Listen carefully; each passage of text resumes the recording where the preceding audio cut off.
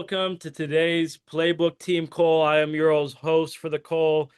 Starting this one up, we've got one of the best guests that we've ever brought into Closerz Academy. We're going to go through some team call slides here to start off and then get right into it. So as always, you guys know Operation Inferno Strike. We've got number 6 on the year. Drop some ones, drop some emojis for Drew Smith, hitting Hall of Fame in his first full-time year.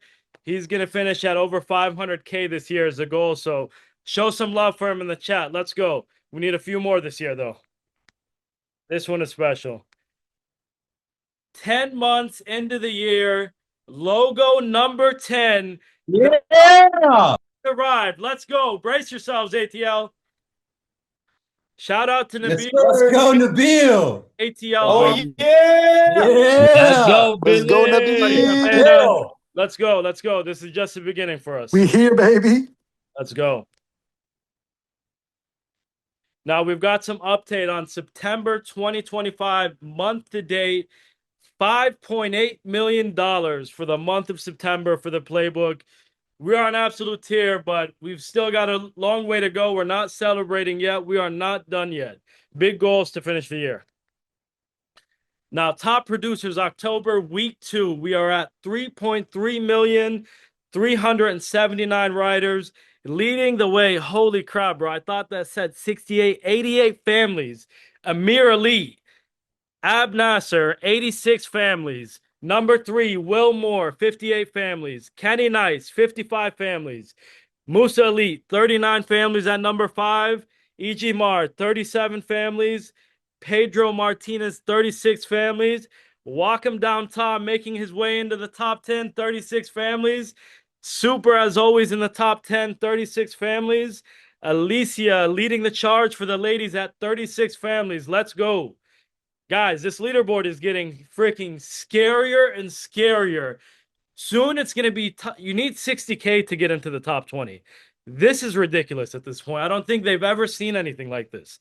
Let's go. So we've got our Elite 10 leading the charge for us. We've got Coach in the game plan at 843. You've got the Don and Alpha code at 567. You've got Big Al and Fine Line at 458. You've got Inch and Nova at 386.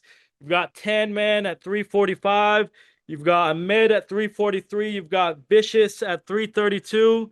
You've got Mo Hanner at 316. You got Joey Dials and company at 284.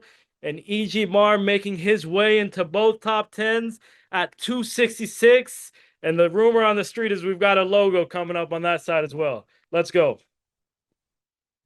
So 197 closes for our agents in training. Let's go. Congratulations to all of them. That's $200,000 that will be paid out to our agents in training off of free leads that cost $0. Now we've got some new riders. I'm sure we've missed some of them. We've got a total of 7. Jaden, Christopher, Misarowski, Victor, Danilo, Cooper, and Hayden. Welcome to the team. Excited to see you all do big things here with us at the Playbook. Hiring leaderboard, 147 hires this week alone for the Playbook. Let's go. TJ Christmas at 8, Electra Miller at 8, Adam the Don at 7, Drew Smith at 7, Christopher at 6, Alicia at 5, Omar El Sayed at 5, Amir Elite at 4, Richard at 4, Jason Greco at 4 for a total of 147. That is the best part about the business, and I always thought that it would be selfish of me to not continue to extend this opportunity because I am a true believer we are in the greatest industry ever with the best company out there. Now, next week's sales mastery schedule, we've got FBI Mo leading the charge for script mastery. We've got Coach with Playbook HQ Live, as always. Blake Lawson with No Why, No Buy. Bringing back to you guys Drew Smith, giving him his throne back on Closerz Academy. And we've got Inch on Killing Zombies on Friday. We're going to swing this one real quick to Playbook HQ and Coach for some quick updates on the bracket here. You ready for it, Coach? Yeah, man, I'm ready. Yo, Ronnie, it's hard to see, with the Playbook ice shining all over the screen, bro, but I'm going to try my best. Playbook Grill coming soon. So everybody knows, man, everybody's been coming with huge intensity for this bracket, man. Last week was no joke. If you didn't put up at least 30K between you and your partner, you probably didn't go on to the next round. That's how serious it is. So now that we're going to go into the Sweet 16 next week, we have a lot of big matches coming this way.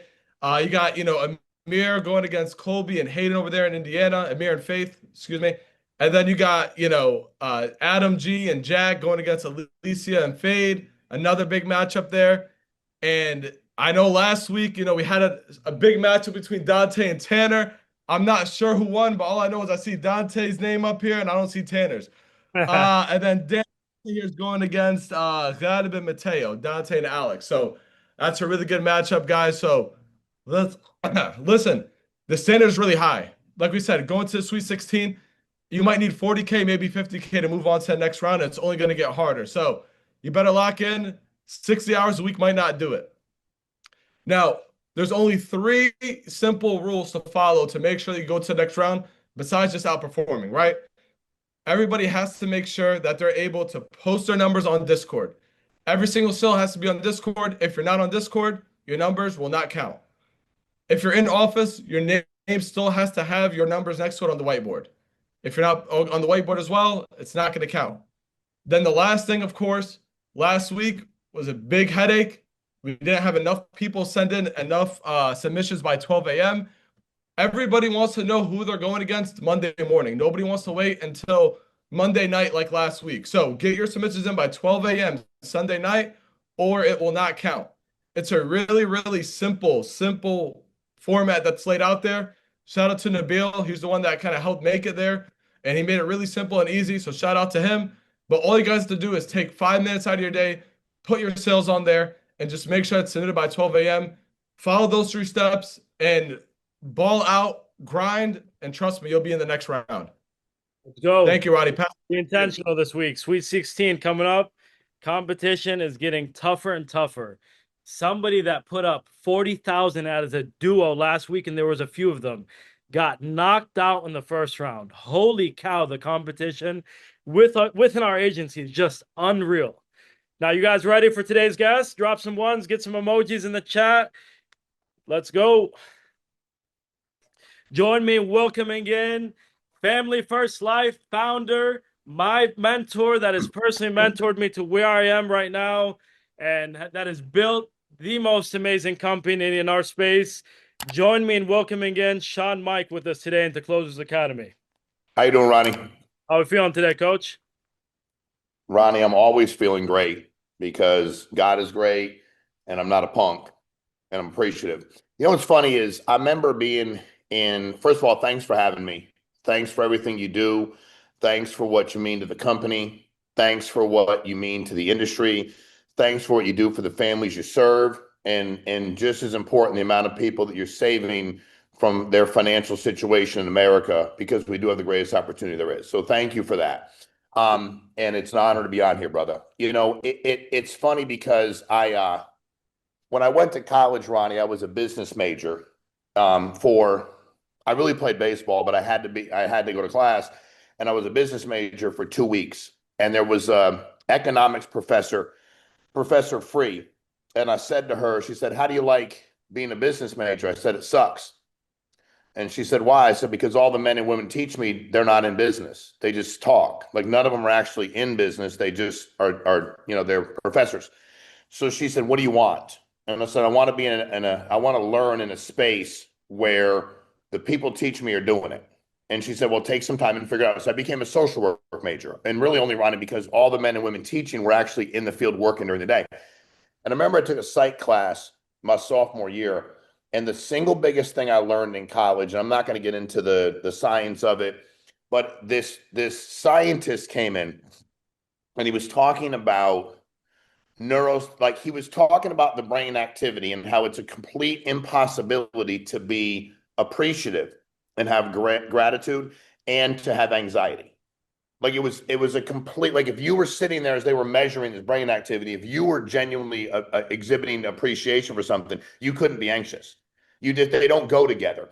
And I think when I look at your organization, you've always, Ronnie, been so appreciative.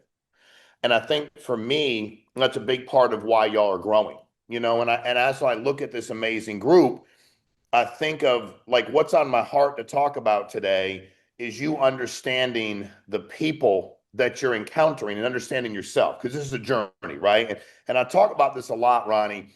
You know, before for a lot of everybody on here, I'm assuming, is everybody on here, Ronnie? What is the criteria to be on here? Is everybody in your organ? Like, what is Our the team. There's probably 200 people behind the Vibe board in our office, so we've got like 500 love people. it? So everybody in the team, okay, so that's great because you got everybody a different phase.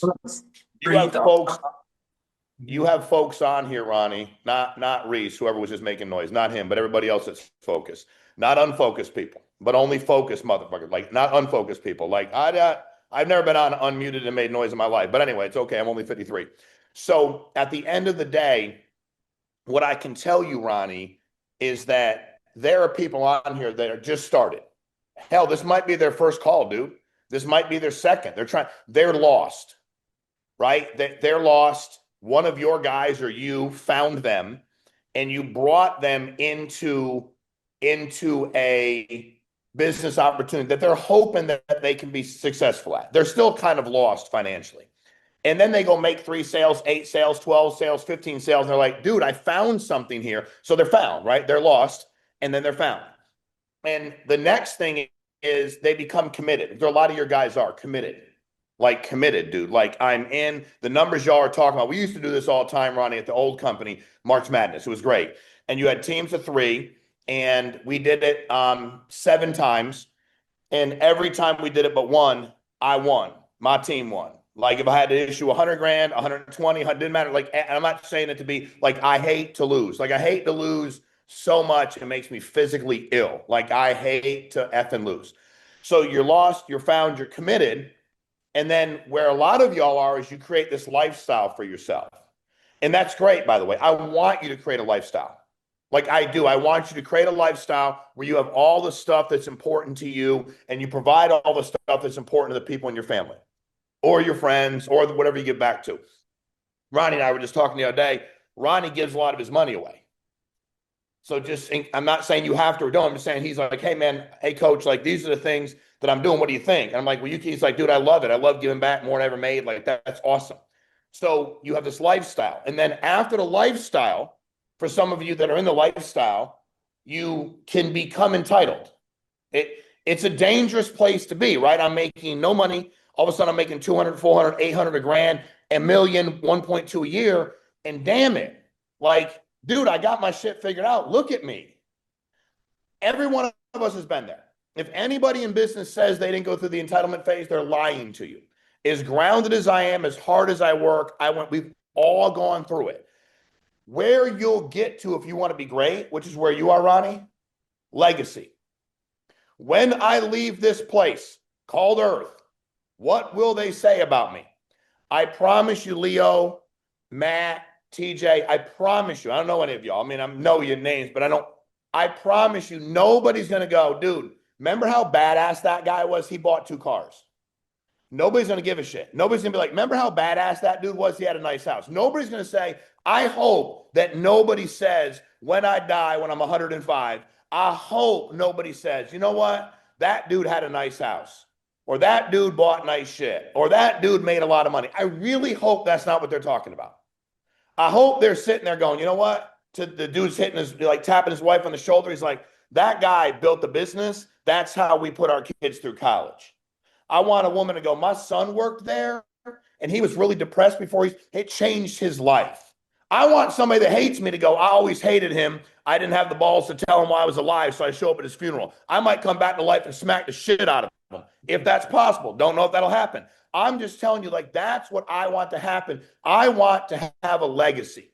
I want people to know that I was here. So as you're looking at your business, you guys have unbelievable growth.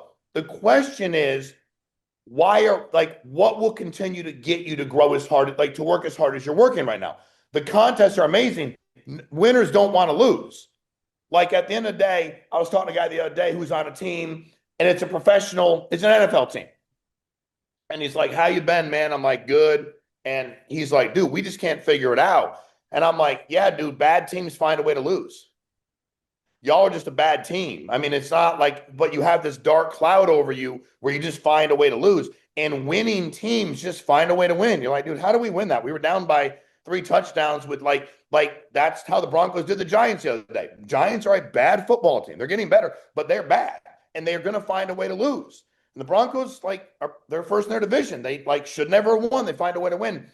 You have to ask yourself today, what phase am I in? Lost, found, committed, lifestyle, entitlement, or legacy? Where am I in this business? And be honest with yourself. I was lost when Jim Godwin said, do you want to make some extra money? Dude, I was lost. I was 36 years old. I'd already made some money, but I wanted purpose in my life. I wasn't broke. Just so you know, I have not been broke since I left my mom's apartment when I was 15. So I'm just being honest with you. Making money is easy. I'm just letting you know, it's easy. Selling weed was easy. That's illegal. Illegal bookmaking's easy. All that shit was easy. Getting a real job was easy. UPS was easy. Real estate was easy. Life insurance is easy. What's not easy is building something that will outlast you in your life. That ain't easy. To build something where you change lives. And if you go, and I can only see a few names. So Lee, I'm not picking on you or Reese or TJ or Matt. I don't know who MMEND is, so I don't want to guess at the name. That's all I can see. But Leo, if you build something where you made money and only you, to be honest with you, I don't give a shit. Who cares? Now, there's nothing wrong with that, but it doesn't matter. You will have been here and it will be like you weren't here. It doesn't matter. You took care of you. Congratulations. Good work. Now, most of you are taking care of other people because of how much you sell and how many people you hire. That recruiting number, 118. 47. What's that? 147 this week. 147. 118, stupid. My mind couldn't even go to 147. That's a stupid large number. What if that number's 300? What if it's 4? What if it's 5? The good news is you got people, you got a leader. Ronnie he's going to keep going no matter what. It doesn't matter. And that's what leadership is. Dude, it's never enough. And I don't mean stuff you get. How much we win by is never enough. When will you be at 10, 15, 20, 30, 40, 50, $60 million a month? Who will build something as big as FFL is inside of FFL? Now, I am a gambling man. Just so you know, I love to gamble on just about everything. If I was to bet, I wouldn't bet against y'all. The question is, how many people in your organization, compared to whatever other organization we put in there with you, is seeking that legacy? Is seeking that, dude, I want to build something so big nobody can ever take away from me what I did. I want my kids, Ronnie, if you were to ask me the greatest moment I've ever had in your presence, you want to guess what it was? What was it? Grand opening with your wife and kids. The only time I've been brought to tears with you, and not that I should be brought to tears, was watching when your son started talking about what he's going to do in this business and the way that boy looked at you. If I built a company and I played any role in that, that's legacy. That's the stuff that drives me. Because if I'm going to stop working when I don't need the money anymore and I can buy $200,000 cars and $1 million home, I would have stopped working at fucking 18 years of age. Sorry. Making money in America is easy. Why is making money in America easy? Most people are lazy. God doesn't create everybody the same. Some are short, some are tall, some are dumb. Some ain't that smart. So you're probably smart if you pass the insurance exam. Let's hope you're not lazy. What piece of opportunity will you take advantage of? You have everything in front of you, and drafting is big. You have the system. The question is, how many people will you plug into the system? If you understand numbers, that's what happens. We issued 22 million the first week in October. Okay. We will issue $1 billion in life in 26. We've not issued $1 billion yet. I've been saying we're going to issue $1 billion a year. FFL to $1 billion in 2026. 100%. There's no doubt. Yep, here's your message say. No doubt about it. And here's the thing.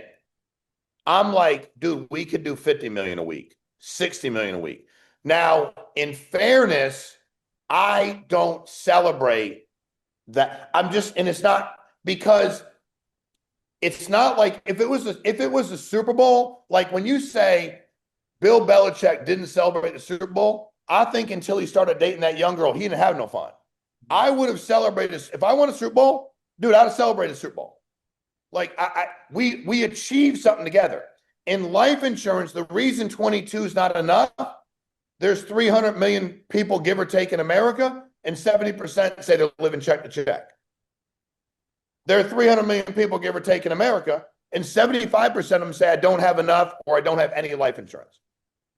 We could take this to 50 billion a year and we wouldn't have a client issue.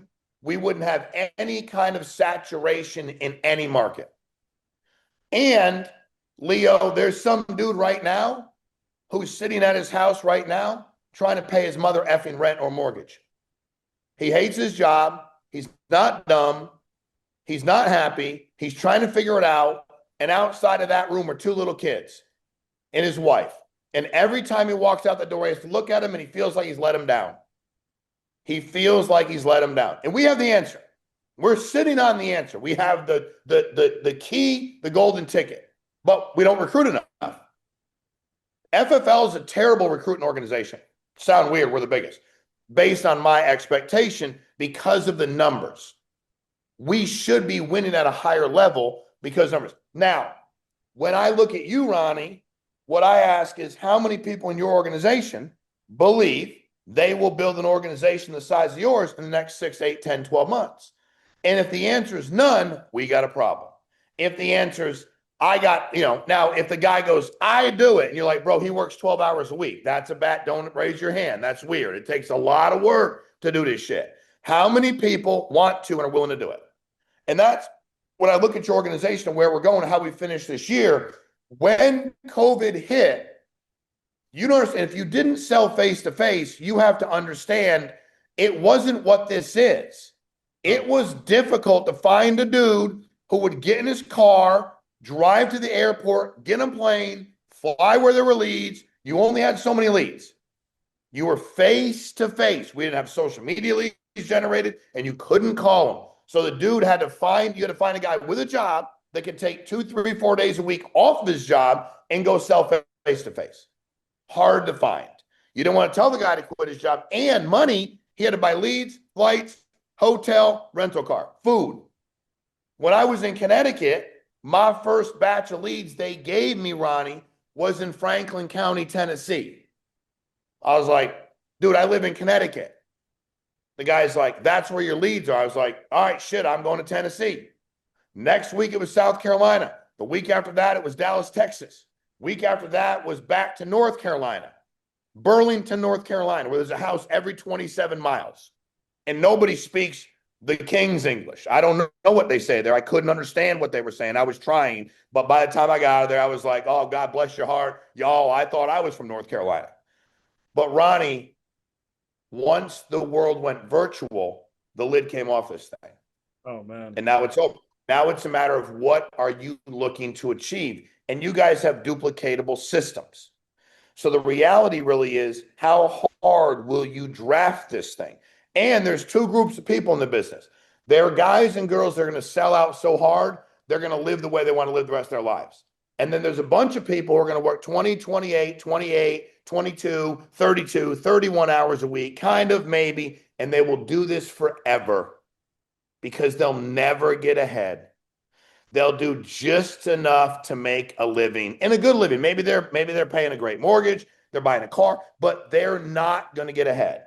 Because what broke most, now I don't know if you were raised with money, good for you. I was not. So I don't have to overcome that.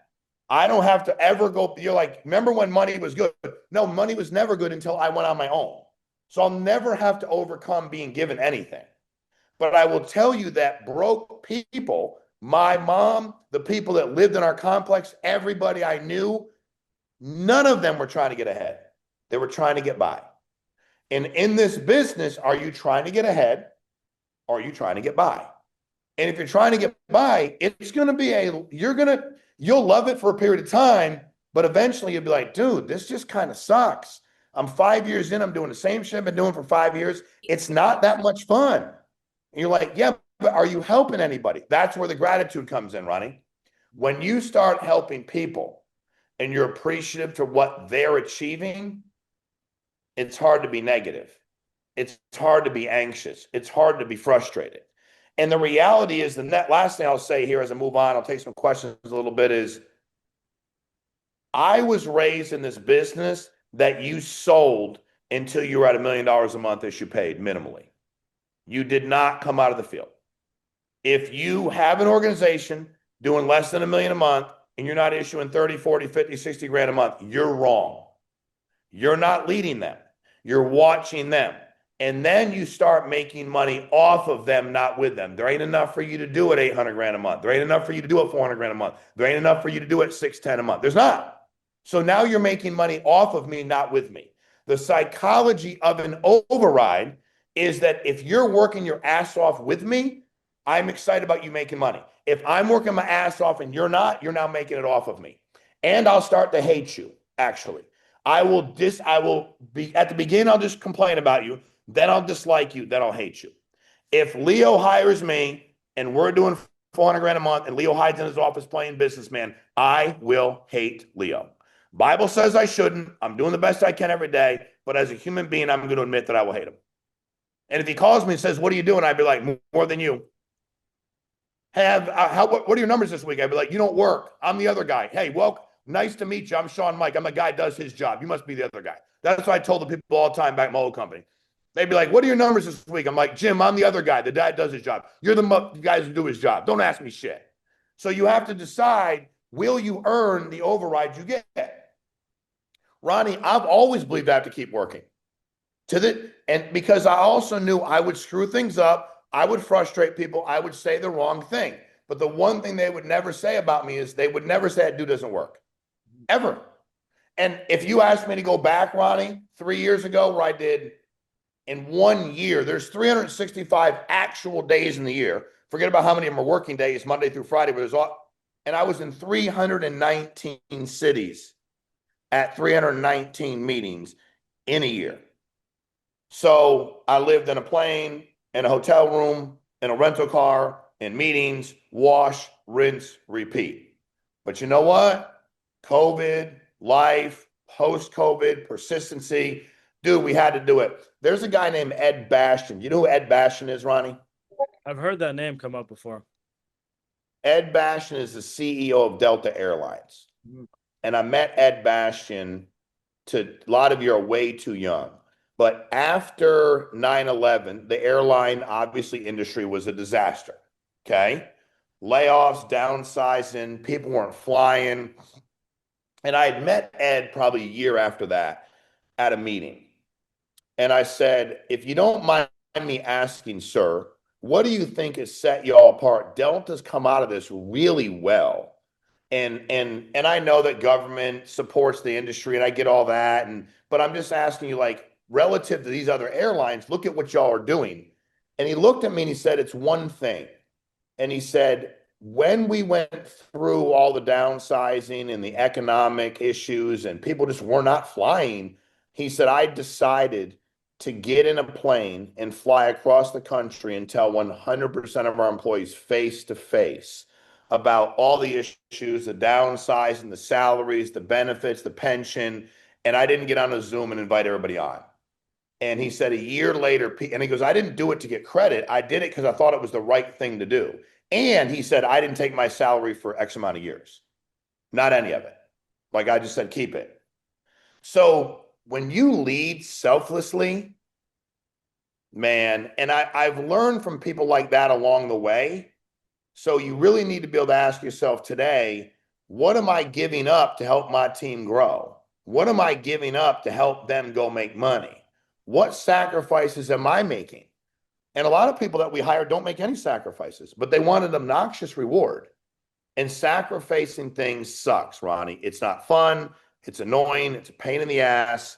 but you guys are doing unbelievable things. And I could get on here for 40 minutes and go, you guys are growing so fast. You're one of the fastest growing teams I've ever seen in the industry, which is all true.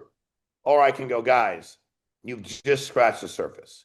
If I was getting on telling you how great you are and weren't challenging you, that means I don't believe in you.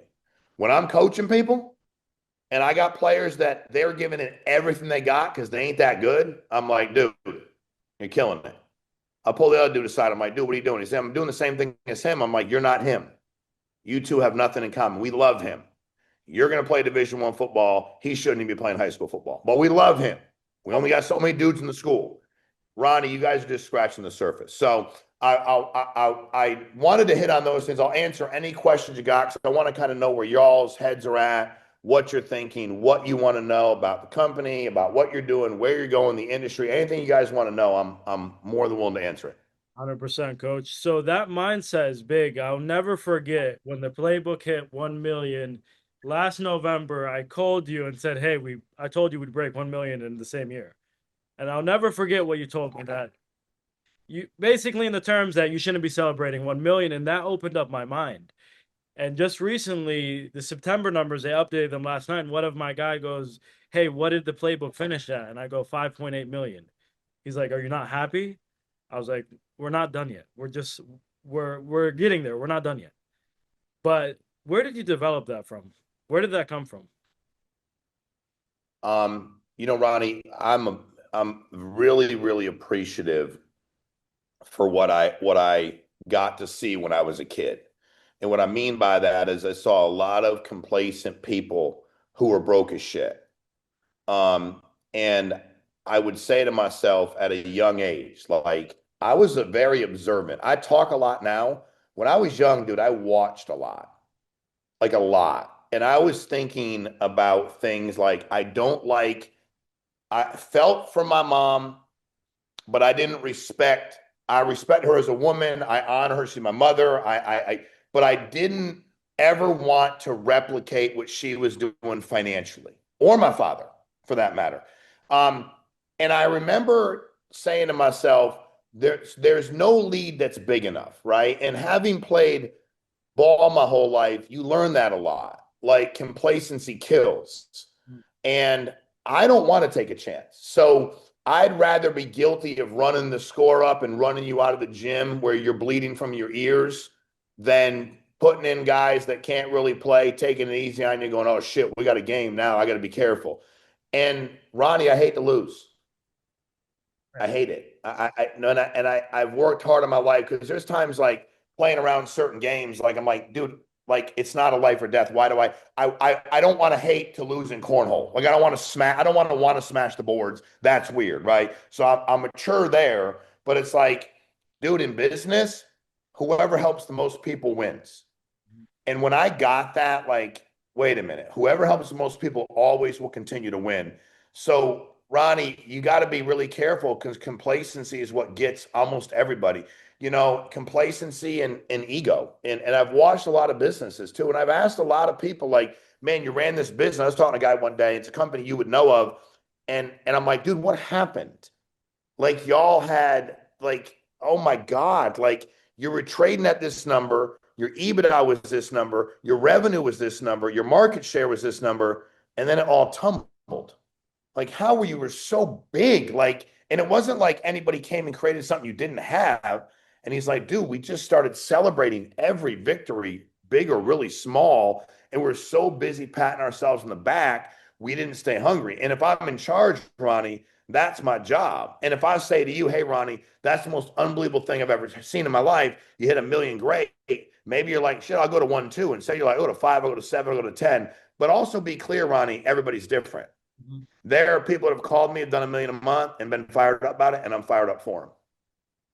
That doesn't mean I don't want to, I know that if I go, hey, that's not a big deal, you shouldn't celebrate it, it'll hurt them, it'll harm. You have to know your players. Yeah. Everybody, and if you ask me what my favorite, like in business, I like being called coach, dude. I like kids that I coached 20 years ago and be like, hey, coach, I need some help. Hey, coach, can I do this? Hey, I had a guy posted on my social media, my Instagram the other day. Dude, I haven't coached this guy in 16 years. He's like, I remember when you pulled me aside and told me to stop doing this to my kid. And I was like, Dude, it was 16 years ago. He's like, I love you, coach. And I'm like, I love you too, bro. Like, and I think that's what I've always wanted to do is make a difference in people's lives because those people made a difference in my life.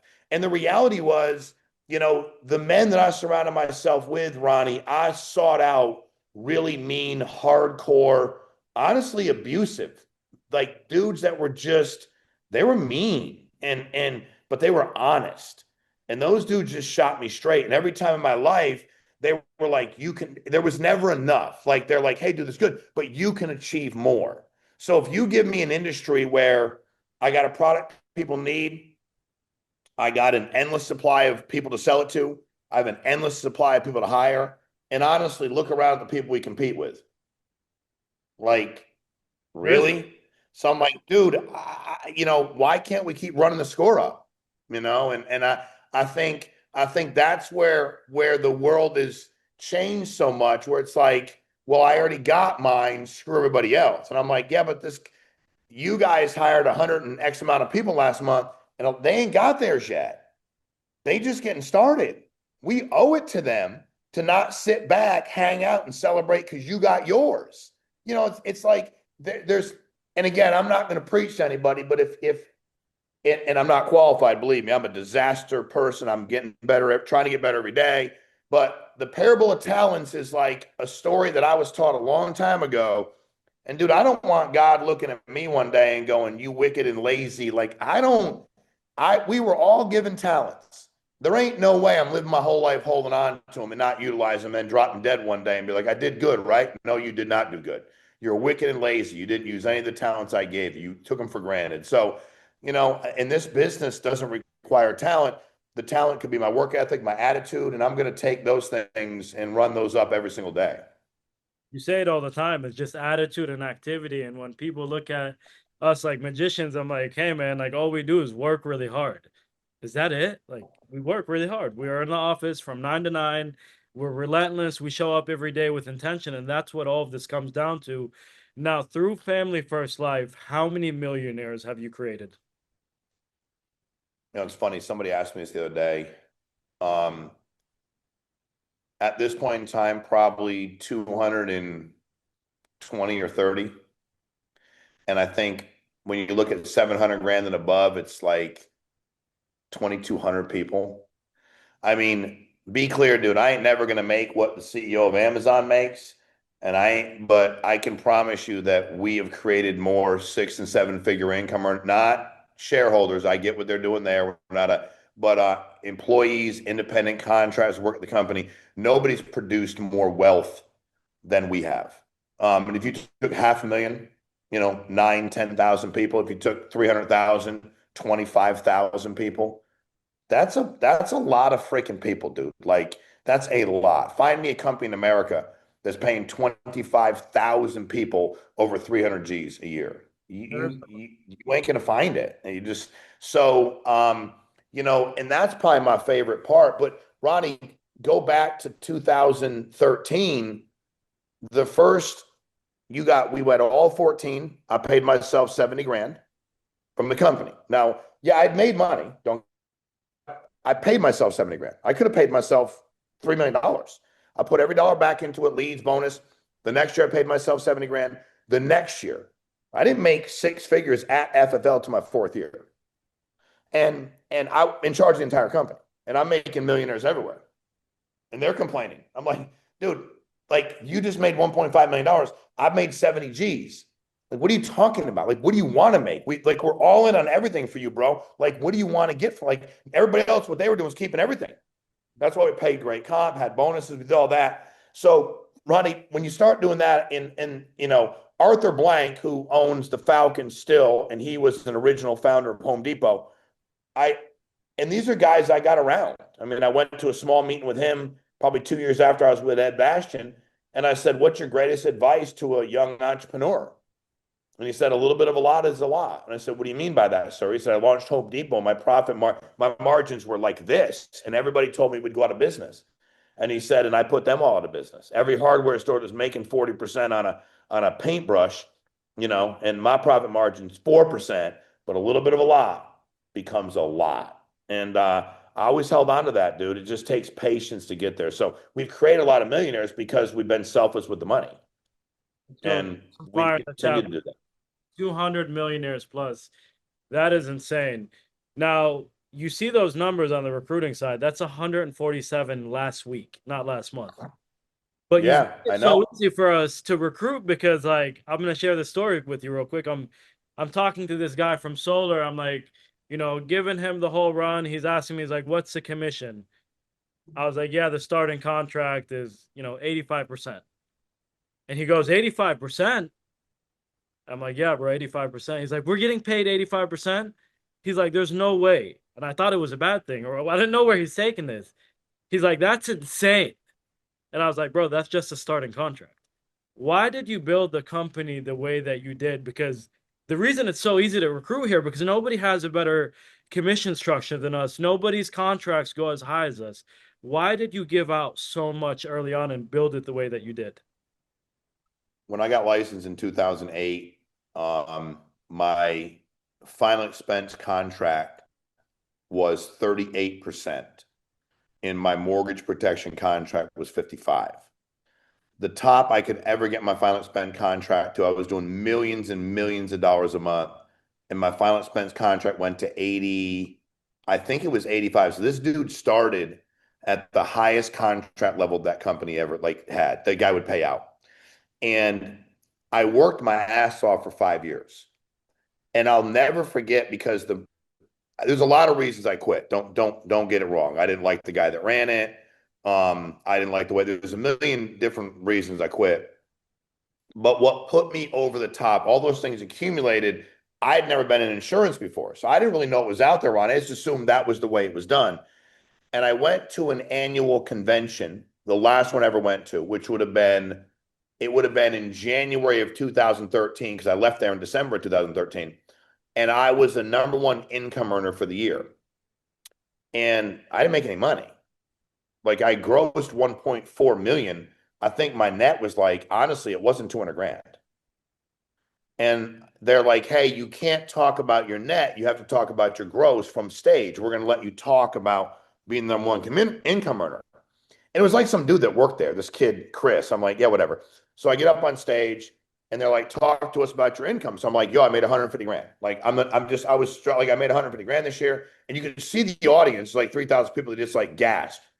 And the guy was like, no, what did you make? I go, no, I grossed 1.4. My net was like 150, 160. And so and no matter what he asked me, I wouldn't back down. So we got done, and the guy was like, the owner of the company is really gonna be mad at you. I'm like, yeah, but I can kick the living shit out of him. Like, what? Like, I'm not trying to be funny, but you're like kind of fake threatening me. What is he gonna do? Come over here and get his ass kicked? What's he gonna do? Headbutt my fist? Like, I'm not trying to be funny or rude or obnoxious or immature. I didn't do anything but tell the truth. Like, I'm not worried about this guy coming over here to talk to me. Like, what am I worried about that for? Y'all can fire me. Ronnie, I got more people that reached out to me after that saying they were so appreciative because they thought that everybody's making millions of dollars. And to hear the #1 guy at the company didn't net 200, they were like, we really appreciate you taking the lid off this thing. Now, I still stayed, Ronnie, but you have to understand, when I got to the point where I started thinking, looking, watching, and then I started making phone calls. When I called Americo and I said, this is the contract level I'm at, I'm assuming if I'm at an 85, that dude must be at like 100. Like, he can't. When I found out the contract level these guys had, I was like, I went home that night, wrote out my own contract grid. We didn't even start yet, commission grid, like pen and a piece of paper, right? That was first. And I'll never forget, I called Mike Sizer, who worked for me at the old company. And I said, dude, here's the contract, the comp grid I'm going to have. He goes, what do you mean? I go, oh, we're quitting and we're starting a new company. He's like, thank God. And I was like, yeah, here's the contract. He's like, dude, we can pay these contracts. And I was like, yeah, dude, I'm 100% sure we can. Ronnie, the reason that I did that is I lived it. I think anybody that runs any IMO should have lived it. You lived it. You run a big organization. You didn't show up one day, get somebody to give you money and guess at it. You lived it. Sold, recruited, leads, called, busted your ass all day long, chargebacks, persistency. You lived it. Of all the IMOs in America, None of those dudes even sold insurance ever. I was number one producer at my company every year I was there. When I started FFL, I was selling life insurance full time because we needed the money. And I put all that money back in. Like I was knocking down 80, 90 grand a month in 2014, and I'm the president of the company. And then we just had so much litigation going on because I get sued a lot by a lot of people for a lot of stupid stuff. And I was just like, dude, we don't have any time. We got to talk to you. We got to be able to communicate with you. But Ronnie, I know what it feels like to have shitty comp. And also, I pulled an Arthur Blank, dude. My contract level with America when I started is not what we got. Dude, we hadn't done anything yet. We were making like this much. But I was like, I don't give a shit. We're making good money. Like, we'll make money eventually. What do I care? So, Ronnie, I know what it's like. Why would I ever put people through what I hated? And I was overly aggressive. Matter of fact, early on, our top contract was 140. And then when we got a bump, we moved it to 145. And the people in the office are like, dude, why would you do that? We just made 5 more points. Like we earned it with a carrier. I'm like, I know, but we can pay it out. Like eventually we'll make some money. But right now, like, let's move them up. Then it was like, all right, let's create a bonus system. And, Ronnie, it was the right thing to do, bro. Like straight up. It was just, and again, I've been there. It's like you grow up in a house and you see things you don't like. And people go, that's learned behavior. No, dude, you're a cowardly punk. You didn't decide to put your hands on your wife because your daddy did it. You're just a loser. Your daddy didn't make you do that. You're a loser. Like, that's who you are. Why would I ever watch people get abused financially, hate it myself, and then go launch a company and do the exact same thing? Which is how all these companies started. If you go back 30 years ago, 25 years ago, we all worked at the same place. We all quit the same place. They just went and replicated the exact same thing they quit and hated. I did the exact opposite. Matter of fact, I used to always joke and say, if I didn't know what to do, I would do the opposite of what the old company would do. Like if I really was like, dude, what do I do with this? Then I'm like, what would they do? And I'm like, oh, they would do this. Oh shit, let's do this. Like I just knew theirs was what's great for them. I'm like, and when I adopt it, it has to be great for the client, it has to be great for the agent. It can't harm the company. That's how we make every decision. And it's hard sometimes. But I'm like, guys, we've been living this way our whole lives. What's great for the client, great. And it can't put us out of business. But it's got to be great for agent, great for client, and it can't harm the company. If you run your agencies that way, you'll be obnoxiously successful. Was there ever a moment where you thought FFL might not work? And what did you tell yourself for the company in that season? I mean, dude, tons of time. Now, here's the thing, Ronnie. I would tell myself I wasn't sure what we were going through, but I wouldn't tell anybody else. Probably we were 4 months in and I got sued like 10 days in and I just kept working. And then 4 months in, they got a restraining order against us that we couldn't work anymore. Like literally like a federal court was like, here's a temporary restraining order. You have to stop working. And I was doing a meeting in Pensacola, Florida. Never forget it. I left the meeting, called my attorney, felt like somebody punched me in the stomach. He said, when I called, he answered. He said, hey, man, I have really bad news for you. And I was like, all right, fire away. He's like, it's over. It's exactly what he said. And I said, what's over? He said, you guys are out of business. You guys are no longer able to recruit and sell life insurance. And I was like, dude, I got 100 people in here that I'm training. Like, we've been open 4 months. He's like, Shawn, it's over. I have a federal restraint. I got a court order that if you violate it, like, it's serious. I was like, I went back in the meeting, Ronnie. I actually sat down by the dumpster, felt like somebody punched me in the gut, didn't know what to do, asked God for guidance, went back in the meeting and finished it. Then that night I was like, you know what, dude? Why don't we just violate the restraining order? And then we'll get a court hearing. So we did. I was in court 8 days later. Violation, show up, Greensboro, North Carolina. The judge is like, did you see my order? I said, yes, sir. And he's like, well, why didn't you cease and desist what you were doing? I was like, well, it said I couldn't like recruit their agents or solicit their agents. I didn't. I got, 2,100 of them that work with me and they all signed this like, and dude, the court hearing went great. Like God is great. But I thought we were out of business before that. A year later, they got a judgment against me for $700 million. I didn't have $700 million. They're like, what are you going to do? I'm like, I'm just going to keep working, dude. That went away. Like it was, but every time we had one insurance carrier, Ronnie. Then we had two more. Then the company I used to work with got those two taken from me. I went down to one. There was plenty of times where I was like, this might be it. But I used to tell Mike Sizer all the time and everybody in the office, one of two things is going to happen with Family First Life. We're either going to build the biggest distribution in the history of America, or we're going to go down in a ball of flames. But either way, people are going to talk about us. They're going to write a book about how great it was or how bad it was, but it is not going to be in the middle. And but I never told anybody that. Like years later, I told them how bad. Never told, because Ronnie. Now, if it got to the point where we were done, I would have told them we're done. Like I wasn't going to drag them along, but I wasn't going to go, hey, Andrew, dude, buckle up. We're probably over. Hey, Frank, it's probably over. I wasn't going to do that, and I'm just not wired that way. And I told my attorney, thank God I didn't listen to you. Thank God I let you be a lawyer and I'm the businessman, because you would have folded up and caved in. And I just kept working, dude. Yeah, it was a lot of, man, I learned a lot about litigation, the court system, carrier relationships. But all of that was a blessing. So now when things happen, I'm like, dude, that's like not even top 1,000 things. I'm like, whatever, dude. Like, but I don't like, it's not even, let's just go get some lunch. I don't even care. So yeah, there were plenty of times, dude, but I was never going to tell anybody that. Man, it's so important as a leader, and you tell me it all the time. If something is wrong with you, call me. Because so many leaders I see, they communicate like, hey, had it went south and you scared the entire company, we probably wouldn't be here. But so many 100%. leaders, they communicate that bad news south instead of north. And that's something I've learned from you. That's something all of my leaders in here have learned from you. Now, as we wrap up Q4, Coach, you know the plans. We're looking to double this quarter. I don't think we're about to do has been done here, but we're about to do it. Leave us with something strong. We're getting ready to fire up the engines. The momentum is huge. The competition is high. The team is on fire. Leave us with the best you've got. Well, before I leave you with the best I got, you can't dump your stuff downhill, and that's huge. I love what you said. You can't. At the end of the day, dude, you can have the baddest day you want in the world, bro, but you better have people above you, mentors, whomever. I talk to people about it, but I didn't talk to people I work with. I never dump any of your crap down, line, downhill, down organization, anything. Here's what I'll say about you looking to double, Ronnie. At the end of the day, it'll sound crazy, but Family First Life as an entity, as big as it is, could double in the next couple of years. So like as much as it looks big, like the Titanic, and it's hard to move, or a big cruise ship, like it's hard to navigate that quickly, it could. So I'll leave you with this.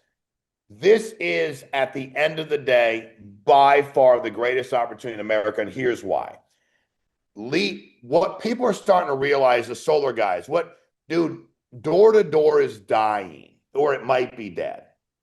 And it's dying or might be dead just because, and I said this 20 years ago. So a lot of you are way too young. You're like, dude, I was 1 year old. Like, I don't know. 20 years ago, I said, people have gotten less comfortable with other people. They don't talk to their neighbors. Like, I was in door-to-door sales 20 years ago, selling roofing, siding, all that kind of stuff. And people were much more open. I said, one day this will die. And we're here. Like, it is lead-based sales. That is the greatest opportunity in America, and you don't need to be a salesman to do it. So number one, we got it. Then you got to find an industry where no matter what happens in America, recession, we learned with the pandemic, it doesn't matter what happens. Money's great. People buy a ton of life insurance. Money's not good. People are terrified and buy a ton of life insurance. People always buy life insurance. And it's the only product that every single person in the world will use. There is nothing else you'll buy that you'll guarantee. You could buy a million things and not use them. You're 100% sure of it. And the presumptiveness with which you move forward recruiting and selling will allow you to double. But it's going to be the recruiting, right? It's going to be the recruiting of what's happening. And like Jackie, right? You came from door-to-door last week, facts. How many people can we save? So here's the thing. If you want to double, will you be so rabid about saving everybody in America so they get out of their bullshit? But to build something, you have to disrupt the market. You guys have to decide, I'm going to disrupt something, whether it's door to door, whatever you're doing, how am I going to disrupt what's out there? That was me. I'm on an airplane. I'm on an airplane 6 months ago. Dude stops me. He's like, hey, man, you run the Rogue IMO. I go, are you in life insurance? He goes, no, not at all. He goes, I'm not in life insurance at all. I got a corporate job, but I see your stuff everywhere, and you guys are the Rogue IMO. And that's all we talked about day one, Ronnie, was we're different, we're different, we're different. Come join us. We're here to disrupt a fucking market. We're not here to be the same. We're not here to do it the same. You guys have to feel the exact same about your agency. We're here to do it differently. Here's why we're going to do it. Here's why we're going to be appreciative. And Annual convention's always been the key. I'm just telling you that the biggest growth comes out of that. So for me, the greatest growth I ever had in my group was when I went from having 30 people there to 120 people there to 800 people there to 1,000 people. When you start doing that, everything changes because you get to utilize the bigger machine. You get people to go, hey, I love the people in my group, but when that guy or girl talks, they remind me of me. I can understand what they're saying. Man, they said this one thing and it changed my life. So if you'll acknowledge this is the greatest business in America, period. If you'll acknowledge that lead-based sales is where it's at and door-to-door is dead. If you'll acknowledge that there are hundreds of millions of people to hire and hundreds of millions of people to sell life insurance to, and if you'll acknowledge you're trying to leave a legacy, or if you won't, but if you're like, dude, I want people to know I was here, man. And this is the thing I'll leave you with and I'm done. The saddest thing I've heard probably in the last 4 years was at a meeting I was at, nothing to do with insurance. Guy, pretty well-known speaker, intimate group I'm invited to. I speak, this dude's speaking before me. And he gets up on stage and goes on and on and on. He's great. It's 45 minutes. He murders it. And at the very end, he says, this is the saddest moment I've had in my life. So everybody's paying attention. And he said, what a lot of you don't know is that I used to officiate like funerals. Like I'm a pastor as well. I'm not that active, but I'm a pastor. And a friend of mine called me and said, will you handle this funeral? I'm away. And he said, sure, I'll do it. The guy lived in the same town his whole life. So he said, I'm prepping for the funeral. Guy's 83 years old. He's been in this town the entire time. And it's a huge town, huge population. So they're setting up for hundreds and hundreds of people. 2 people show up to the funeral. They put it out everywhere. They have 1 family member and 1 non-family member. He says, and I'm doing the best I can here. Like I'm officiating for the casket and 2 people. He said, I get done, I do the best job I can, and I go up to the family member, and it's his daughter. And I said to her, if you don't mind me asking, whatever his words was, but I'll tell you what he asked her, where is everybody? And she said, I'd love to tell you that I had a great answer. My dad had a good job. My dad worked hard his whole life, but my dad was a guy that just existed. He didn't make a difference in anybody's life. He didn't give anything back. He didn't teach us. He went to work, came home, slept, went to work. He made money. He provided. He's not really close to any of the rest of our family. He's not a terrible person, but he was a guy that lived like he wasn't even here.